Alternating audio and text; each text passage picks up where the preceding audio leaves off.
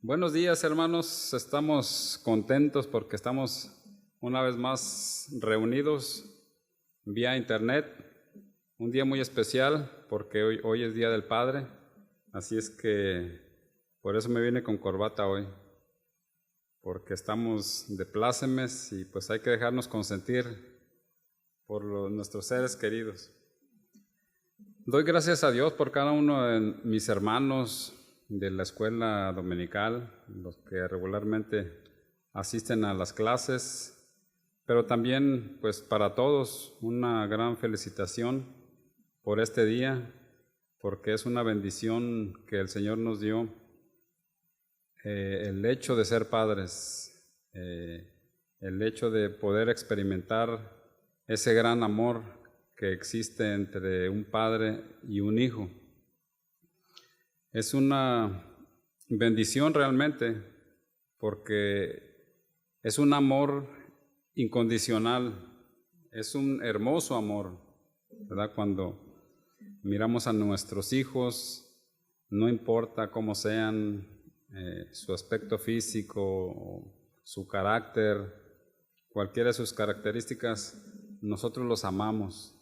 Y estaba reflexionando acerca del Día del Padre, el Día de la Madre, y por alguna razón el Día de la Madre siempre es más festejada por nosotros los hijos, estamos más apegados a ellas. El Día de la Madre nunca se nos olvida, y el Día del Padre a veces se nos pasa, incluyéndome a mí, se me pasaba.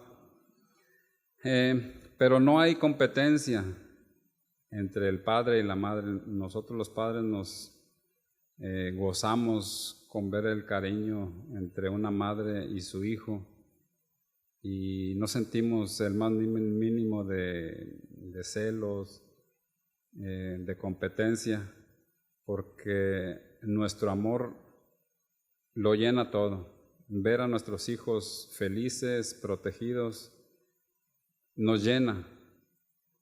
Por eso el amor del Padre y el amor de Dios, el amor de los padres, tanto padres y madres a hijos, es muy parecido al amor de Dios. Es un amor incondicional y es un gozo, una gran bendición que el Señor nos dio de experimentar ese tipo de amor. Así es que bendiciones, felicidades, padres. Sabemos que a nuestra generación, a muchos de nosotros, padres latinos que venimos de otros países, nos caracteriza el arduo trabajo,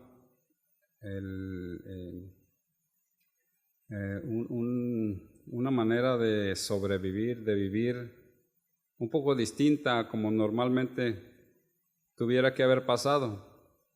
Pero esa es la realidad que nos tocó. Damos gracias a Dios porque Él siempre ha estado con nosotros, nos sostiene, nos mantiene y sobre todo mantiene el amor entre nuestros hijos y nosotros. Así es que, dicho esto, pues entremos a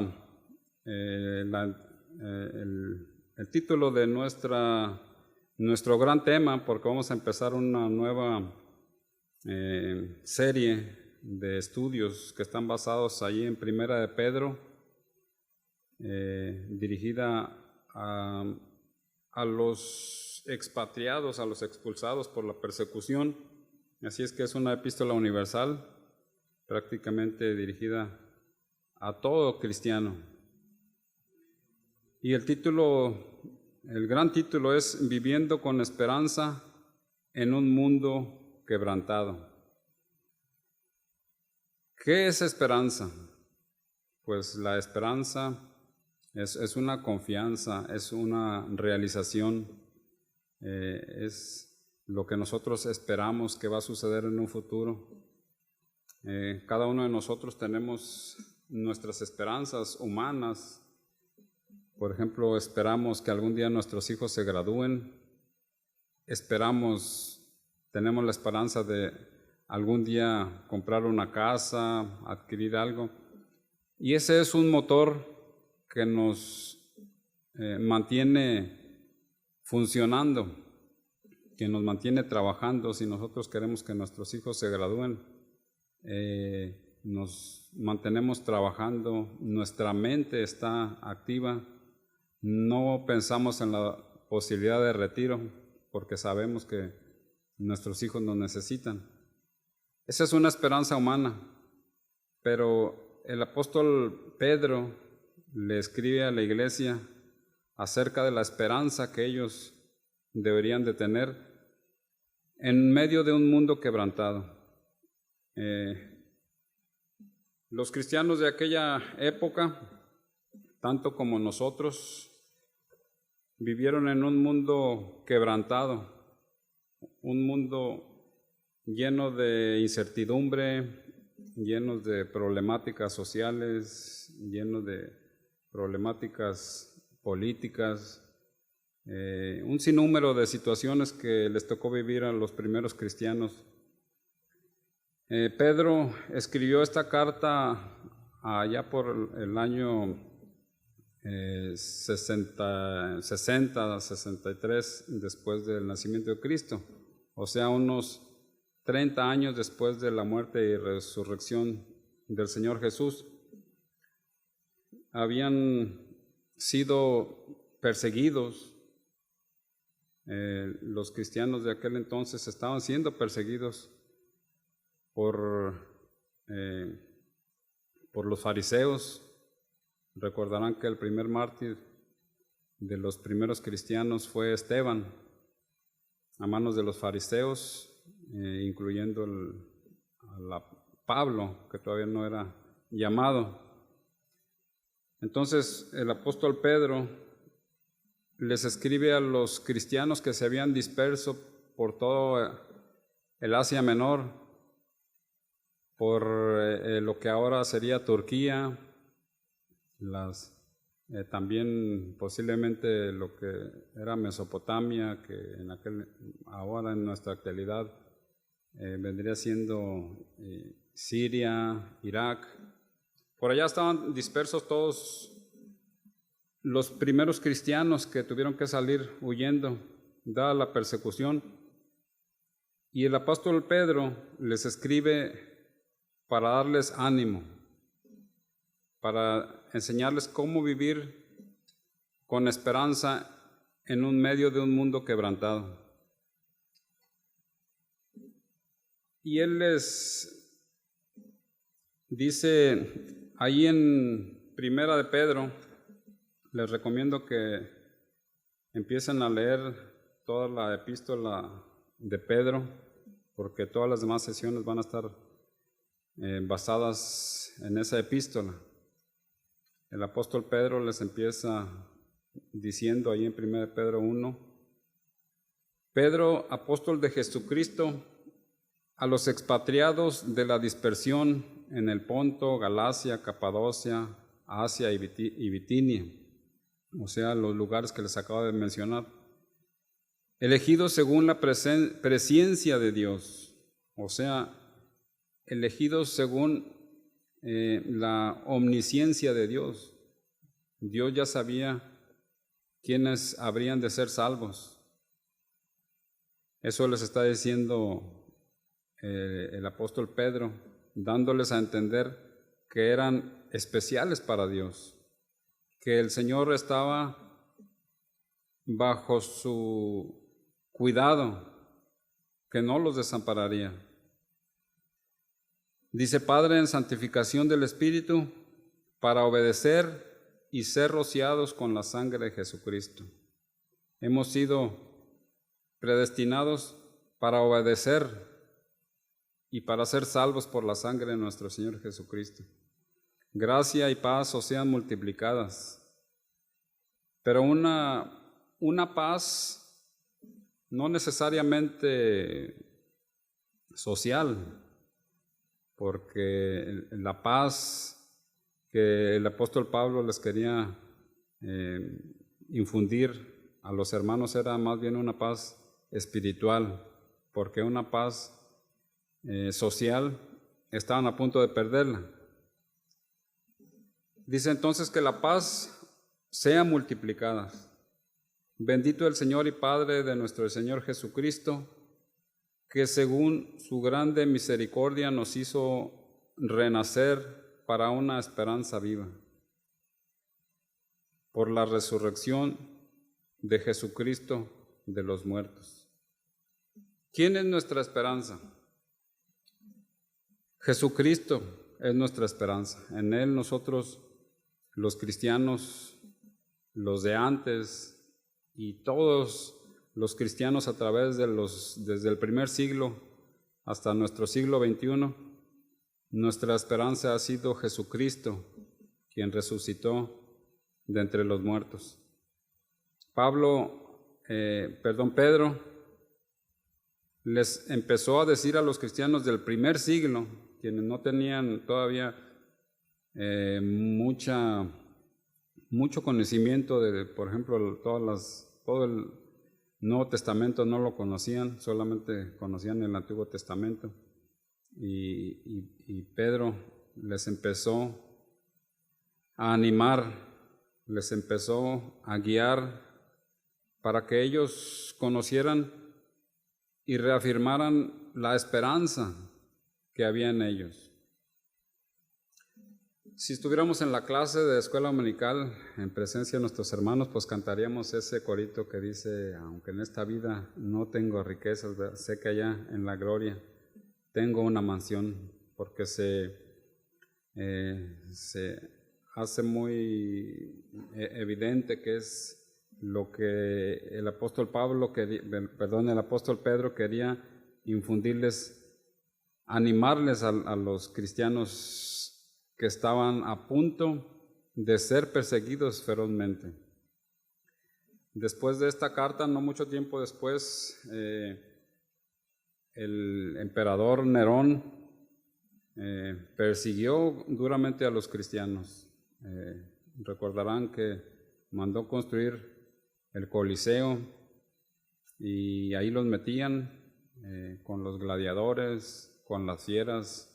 Muchos de los cristianos murieron despedazados por las fieras, muertos por los gladiadores, y un sinfín de actos que se realizaban en el Coliseo romano. Y sin embargo, los cristianos de aquella época, en medio de esa gran tribulación, muchos reafirmaron su fe. Se les pedía que negaran su fe, que maldijeran el nombre de Jesús, y muchos de ellos prefirieron la muerte a no apostatar de su fe. Se engrandeció su fe.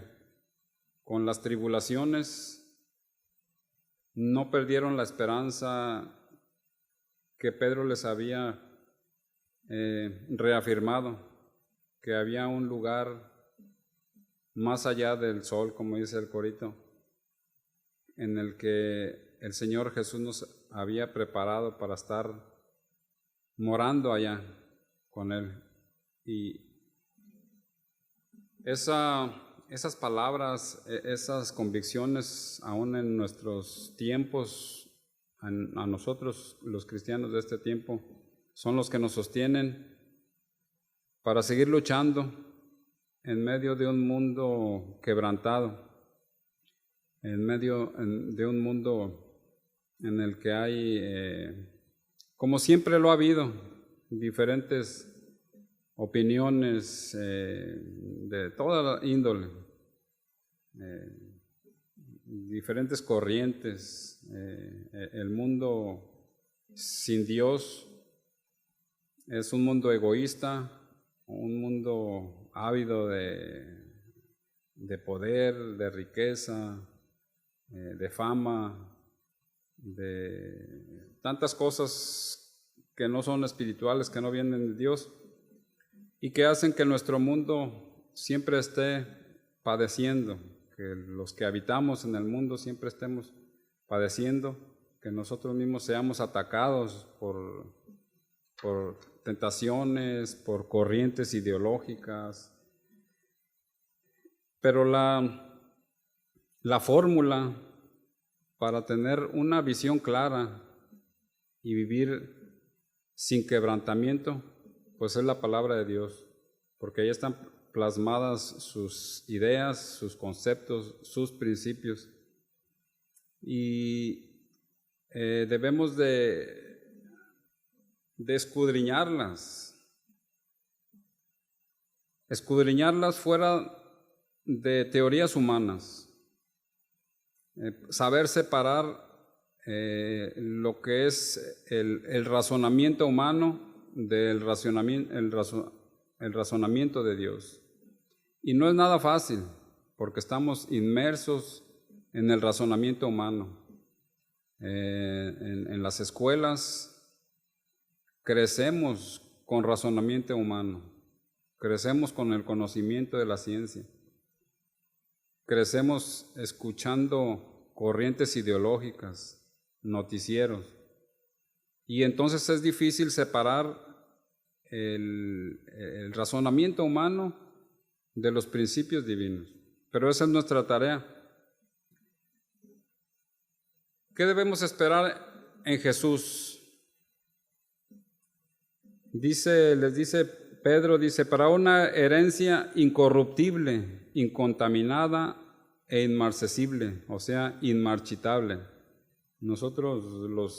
Yo y mis hermanos acabamos de recibir una herencia de nuestros padres que nos dejaron, pero aunque está muy bonita la casa y todo, pero es una herencia corruptible, porque se deteriora cada día. La naturaleza siempre reclama su forma original. Pero esta herencia, dice Pablo, que es una herencia incorruptible, donde no la corrompe la polilla ni el tiempo. Es una herencia que no está contaminada, es una herencia que no se marchita, que está reservada para nosotros. Nosotros que somos guardados por el poder de Dios mediante la fe que tenemos en el Señor, para alcanzar salvación que está preparada para ser manifestada en el tiempo postrero, en el tiempo de la venida del Señor, en el tiempo del fin de este mundo.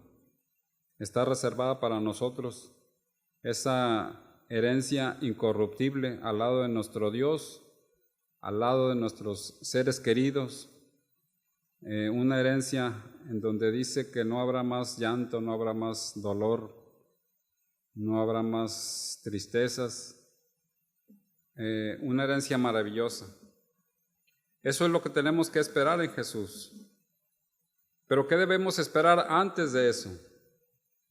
Dice ahí Pedro, en 1 Pedro, en lo cual vosotros os alegráis. O sea, en esa promesa, aunque ahora por un poco de tiempo, dice que sí es necesario tengáis que ser afligidos en diversas pruebas, para que sometida a prueba vuestra fe, mucho más preciosa que el oro, el cual, aunque perecedero, se prueba con fuego. ¿Qué tenemos que esperar antes de esa nuestra esperanza? Dice que tenemos que ser afligidos en diversas pruebas y podemos verlo, ¿verdad? En medio de esta nueva realidad, la que muchos no nos esperábamos, no imaginábamos que íbamos a tener una pandemia mundial. Muchos estamos siendo afligidos, ¿verdad? Porque humanamente es aflicción. No estábamos acostumbrados a una nueva realidad en la que tenemos que modificar totalmente nuestro estilo de vida, en la que no sabemos qué viene, no sabemos qué esperar. Probablemente haya rebrotes de la pandemia y la cosa empeore. Probablemente perdamos seres queridos, amigos cercanos, pero debemos de esperar eso. El apóstol Pedro les estaba advirtiendo a los hermanos que iban a venir diversas pruebas. Las pruebas de ellos eran mucho más severas que las de nosotros, porque tuvieron que enfrentar persecución, muerte, juicios sumarios, juicios injustos, y en verdad ellos fueron grandes hombres de fe que prefirieron llegar a la muerte antes de renegar de nuestro Dios. Nosotros ahora tenemos la gran ventaja de que tenemos libertad de expresión y libertades de muchos tipos, pero nos aflige las circunstancias, ¿verdad? Y no tendríamos por qué estar temerosos, porque la palabra dice que si morimos o si vivimos, somos del Señor. Nuestras almas están seguras, nuestra salvación está garantizada.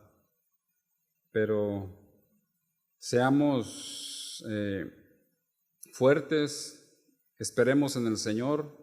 Dice su palabra también que pueden caer 1000 o 10,000 a nuestro lado, mas a nosotros no llegará. El Señor sabe nuestro destino. El Señor sabe a quién le tocará irse y a quién no.